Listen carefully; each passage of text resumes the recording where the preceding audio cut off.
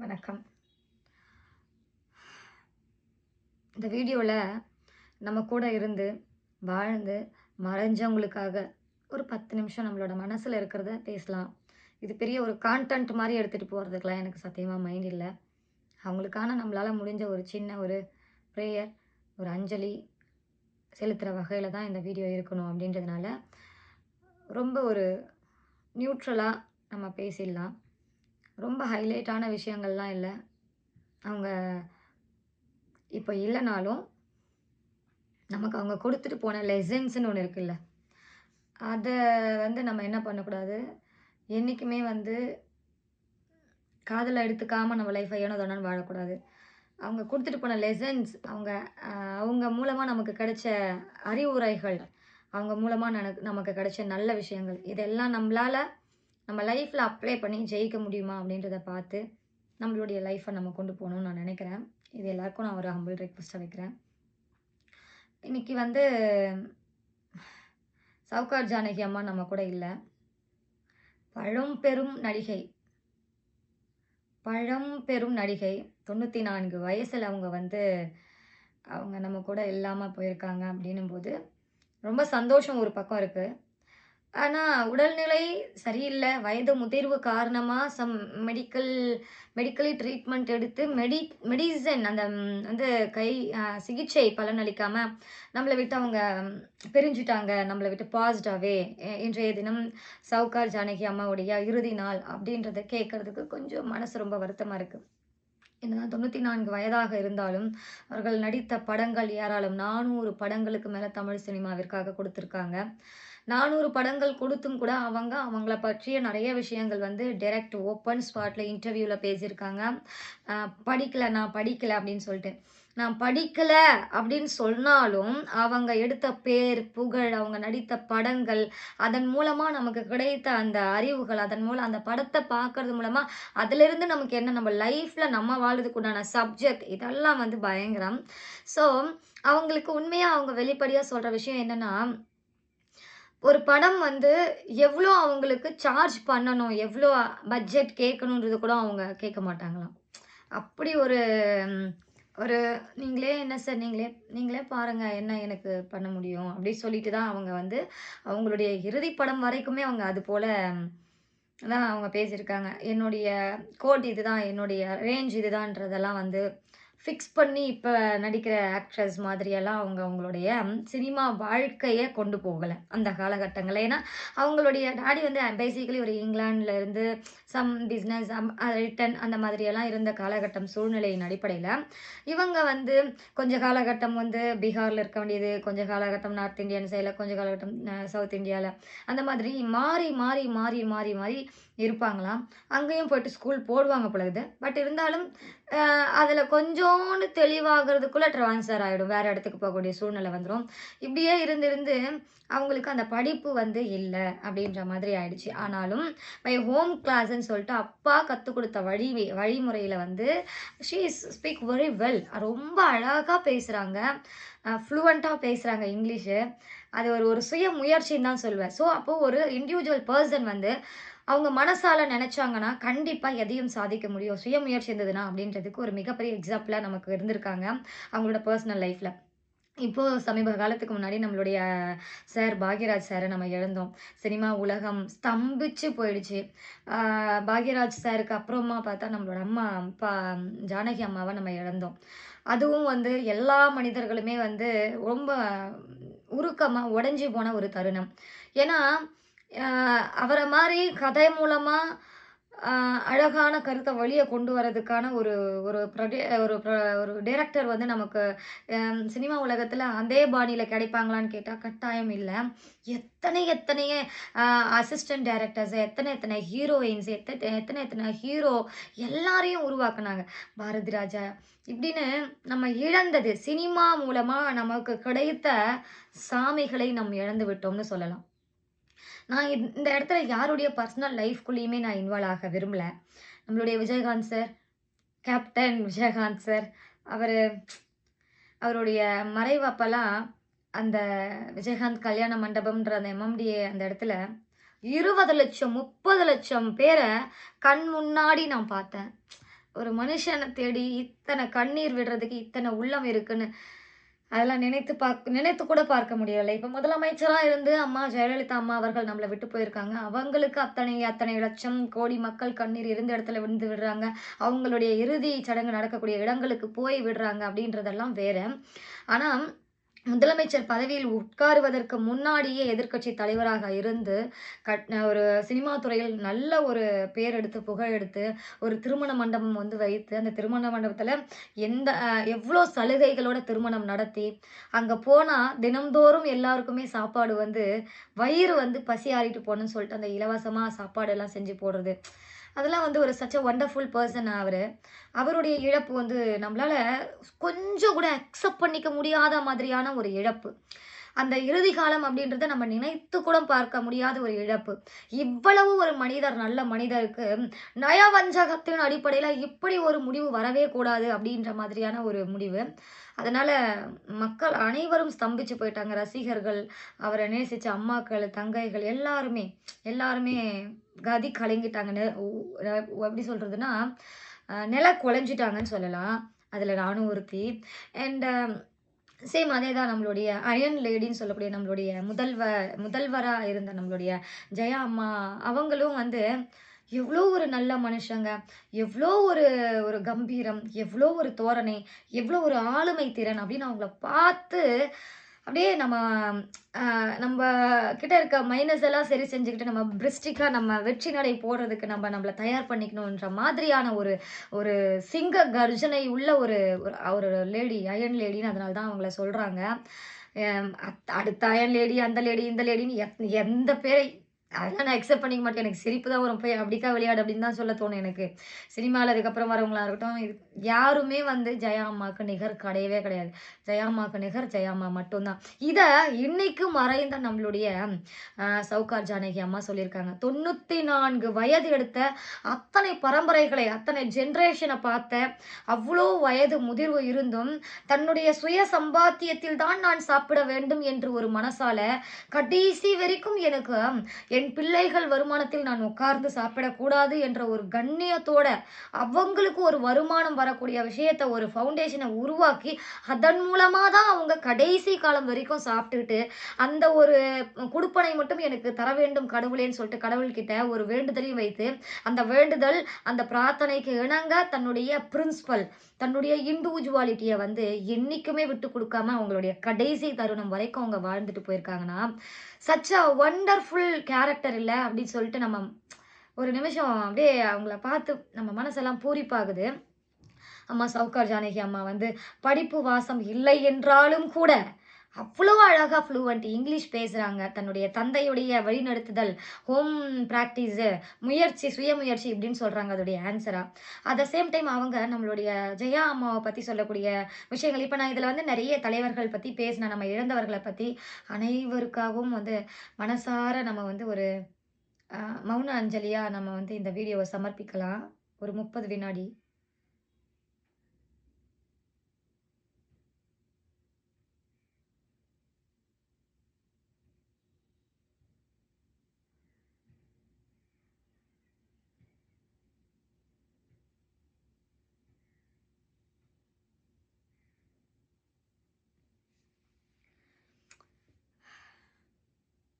இப்போ நான் கொஞ்சம் மைண்டெல்லாம் அவங்களுக்காக ப்ரேயர் மோடில் போய் திரும்ப ரிட்டர்ன் வந்து எதை எப்படி கனெக்ட் பண்ணுறதுன்னு தெரியல. சத்தியமாக ஒரு மாதிரி ஃபீல் ஆகுது. எனக்கு மட்டுமா இல்லை எல்லாருக்கும் அப்படியான்னு தெரியல. எனக்கு I don't know how can I explain and I don't have words and all. எனக்கு தெரியல, புரியல, அவ்வளோதான். ஒரு விஷயம் மட்டும் நம்ம சொல்கிறேன். இத்தனை பேரை நம்ம பார்த்தாலும் சவுகார் ஜானகி அம்மாவுக்கும் ஜெயா அம்மாவுக்கும் ஒரு கனெக்ஷன் இருக்குது. சவுகார் ஜானகி அம்மாவுடைய பொண்ணு வயசு நம்மளுடைய அயன் லேடி, நம்மளுடைய முதல்வர், நம்மளுடைய முன்னாள் முதல்வராக ஒரு ஒரு கம்பீரமான ஒரு கர்ஜனையில் அத்தனை ஆளுமை திறன், அத்தனை ஒரு அறிவு கூர்ந்த, அத்தனை இன்டெலிஜென்ட்டான எல்லா விஷயமும் தெரியும். பரதம், குச்சிப்புடி, கதகளி, சிங்கிங், கர்நாடிக் எல்லாத்துலேயுமே கை தேர்ந்தவர் அவர் வந்து கிட்டத்தட்ட அத்தனை லாங்குவேஜ் தெரிஞ்ச ஒரு முதல்வர் அப்படின்னு நம்ம சொல்லலாம் நம்மளுடைய ஜெயா அம்மாவை. ஸோ அவங்க நம்ம பார்த்த வரைக்கும் ஒரு அயன் லேடி அவ்வளோதான். ஆனால் அவங்களுக்கு ஒரு மறைவான ஒரு பக்கம் இருக்குது. என்ன அப்படின்னா, actually she is a child. ஒரு குழந்தை மாதிரியான மனசு அவங்களுக்கு. ஒரு முகம் அவங்க கம்பீரமா, பக்குவம் அடைந்து, ஆளுமை திறன் வந்து உச்சகட்டம் வந்து தொட்டு, இப்போ இனிமே தான் அவங்க நம்ம தமிழ்நாட்டு மக்களுக்கு தேவைன்ற அந்த காலத்துல நம்ம அவங்கள இழந்துட்டோம். ஆனா, அதனால கட்சிகள்லாம் எப்படி நிலகுலைஞ்சு போய் சரிஞ்சு விழுந்து போச்சுன்னு பாருங்க. எவ்ளோ பெரிய ஸ்தாபனம் அவங்க உருவாக்கி இருந்தா, எப்படி நிலகுலைஞ்சு சின்னாபின்னமா சீரழிஞ்சு 4, 3, 5, 6ஆ பிரிஞ்சு போயி, எப்படி ஆயிடுச்சுன்றது நான் சொல்ல வேணாம். உங்களுக்கே தெரியும். இப்ப இருக்கிற ஒரு அம் இந்த ஒரு ஆட்சி நடக்கலன்னா, நம்ம தமிழ்நாட்டுடைய நிலைமை என்னவா இருந்திருக்குன்றது எத்தனை மனிதர்களுடைய கேள்விக்குறி, கண்ணீர் போராட்டமா இருந்திருக்கும் யோசிச்சுக்கோங்க. நான் அந்த டாபிக்ல ரொம்ப அதிகமா உள்ள போல.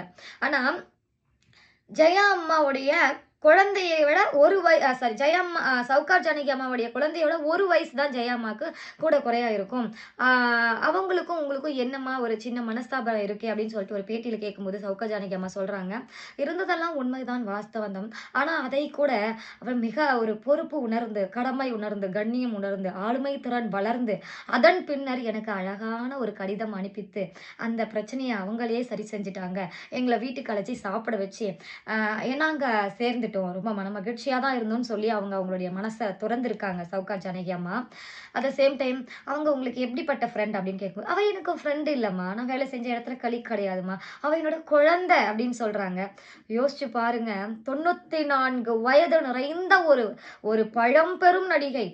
நம்மளுடைய முன்னோர்கள்ல நம்ம வச்சு பார்க்குறோம். நம்ம பூட்டன் காலத்த நம்ம வச்சு பார்க்குறோம்னா, அந்த ஒரு மதிப்புக்கு, மரியாதைக்கு உரிய வயசுல இருக்கக்கூடிய ஒரு அம்மா, "அவ எனக்கு குழந்தை" அப்படி சொல்றாங்க.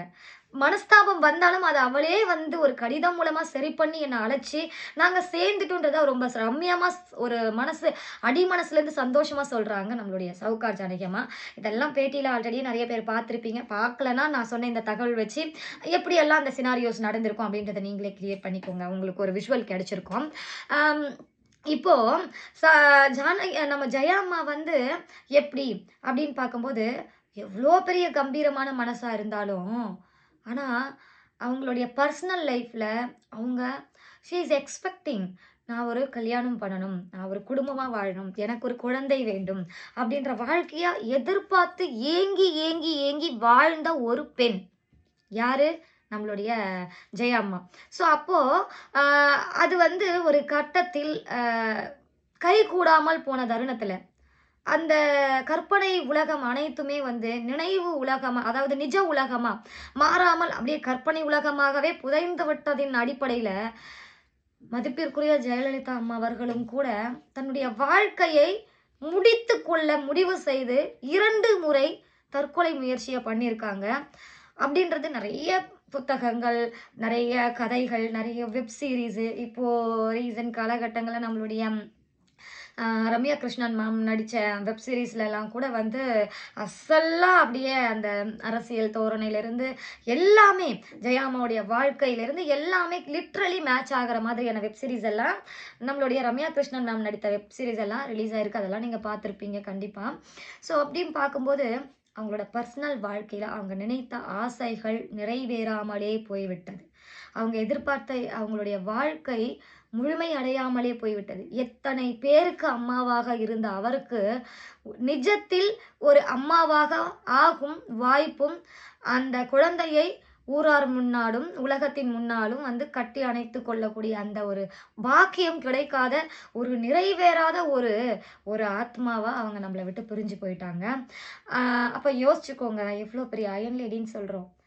இப்பிடி இப்படி, இப்படி, இப்படி, இப்படி, இப்படின்றதுக்குள்ள டக்குன்னு அவங்களோட வாழ்க்கைய முடிச்சுக்கிறதுக்கு தோணுது அப்படின்னா, வாழறதுக்குதே தைரியம் இல்லன்னா தான் சாகுற ஒரு மைண்ட் வரும். அப்போ சாகறதுக்கு மட்டும் எங்கருந்து தைரியம் வந்துரும்? இல்ல. அந்த டைம்ல அந்த மைண்ட் ட்ரிகர் ஆயிட்டு எடுக்கக்கூடிய அந்த சின்ன ஒரு விஷயம் தான் அந்த சூசைட் அட்டெம்ப்ட்ன்றது. அது தைரியசாலி அதனால அவங்க வந்து சூசைட் பண்ணி செத்துட்டாங்க. That's not a true. ஆம். அந்த வாழ்வதற்கு தைரியம் இல்லாத, நான் வாழ்க்கையில் நம்பியவர்கள் என்னை ஏமாற்றியதின் அடிப்படையில், நான் யாரை உணர்வுபூர்வமாக என்னுடைய உலகமாக உணர்ந்தேனோ, அவர்கள் என்னை ஏமாற்றி விட்டார்கள். நான் நினைத்த வாழ்க்கை நிஜம் அல்லாமல் போய்விட்டது. நான் நினைத்த நபருடைய முகமும், மனசும் நிஜமில்லாமல் போய்விட்டது. அப்படி நிஜமாக இருந்தாலும் அவரை என்னுடன் சேர்த்து என்னவன் என்று நான் எல்லோர் முன்னாலும் வந்து அறிமுகப்படுத்தி அந்த வாழ்க்கையில் தான் நான் வாழ்கிறேன் இல்லாளாக அப்படின்ற அந்த ஒரு பாக்கியம் எல்லாம் நமக்கு நடக்காதோ, நடக்காமலே போய்விடுமோ என்ற ஒரு ஒரு வாழ்க்கையின் உச்சகட்ட வெறுப்பு இல்ல. அந்த வெறுப்பு தான் ஆணாக இருந்தாலும், பெண்ணாக இருந்தாலும் தன்னுடைய வாழ்க்கையை முடித்துக் கொள்வதற்காக எடுக்கக்கூடிய அந்த மைண்ட் ட்ரிகர்னால எடுக்கக்கூடிய விஷயம் தான் அந்த சூசைட் அட்டெம்ப்ட். தயவு செய்து அன்பு உள்ளங்கள், வாழ்வதற்கு தைரியம் இல்லை என்றால் சாவதற்கும் தைரியம் இருக்காது. அந்த சில மணித்துளிகளில் மூளை வந்து வேலை செய்யாமல் இருந்த காரணத்தினால் மனம் வந்து வெறுத்து வாழ்க்கையை வெறுத்து விரக்தியின் உச்சகட்டத்தில் இருந்த காரணத்தினால் எடுக்கப்பட்ட மன கோளாறுத்தனமான ஒரு முடிவு தான் அந்த முடிவு. அந்த முடிவை மட்டும் இத்தனை வாழ்ந்த மனிதர்களை எனக்கு தெரிந்த சில தகவல்களை ஒன்று இணைத்து இன்று நம் சவுகார் ஜானகி அம்மாவுடைய இழப்புக்கு பிறகு அவர்களுக்கும் சேர்ந்து இத்தனை பெரிய ஜாம்பவான்கள், பொக்கிஷம், மனித தெய்வங்கள் அவர்கள் அனைவருக்கும் சேர்த்த ஒரு அஞ்சலியாக இந்த வீடியோ தொகுப்பை நான் தொகுத்து இதன் மூலமாக நான் தெரியப்படுத்துவது, வாழுங்கள். வெற்றியை அடையும் வரை வாழுங்கள். வெற்றியை அடைவதற்காக வாழாதீங்கள். வெற்றியை அடையும் வரை வாழுங்கள். அடைந்த பின் வெற்றியாளர்களை உருவாக்குங்கள். இத்தனை பெரிய பெரிய மனித தெய்வங்கள் வாழ்ந்து அவர்கள் நமக்கு கற்றுக் கொடுத்து விட்டு சென்ற பாடங்களை உணர்ந்து நம்மளுடைய வாழ்க்கையை ஒரு அழகான பாதையில் அமைத்து ஒரு வசந்தமான வாழ்க்கையை வாழுங்கள். நம்மிடம் இருந்து பிரிந்து சென்ற அனைத்து மனித தெய்வங்களுக்கும், அனைத்து மனசுக்கும், அனைத்து ஆத்மாக்களுக்கும், அனைத்து அவங்க செய்த தியாகங்களுக்கும் ஒரு மிகப்பெரிய ஒரு சல்யூட் அண்ட் மிகப்பெரிய ஒரு சிரம் தாழ்ந்த பணிவு கலந்த நன்றியோட இந்த வீடியோவை நான் சமர்ப்பித்து இத்தனை தெய்வங்களுக்கும் சேர்த்து சமர்ப்பித்து நான் இந்த வீடியோவை நிறைவு பண்ணுறேன். நான் வந்து இதை ஒரு சினிமேட்டிக்ஸாக கான்டென்ட் கிரியேட் மாதிரி எடுக்கிறதுக்கு எனக்கு மனசு இல்லை. என் மனசில் என்ன பட்டுதோ அதை ஜஸ்ட் லைக் தட் உங்ககிட்ட ஷேர் பண்ணணும்னு தோணுச்சு. அதனால் ஷேர் பண்ணியிருக்கேன். So thank you.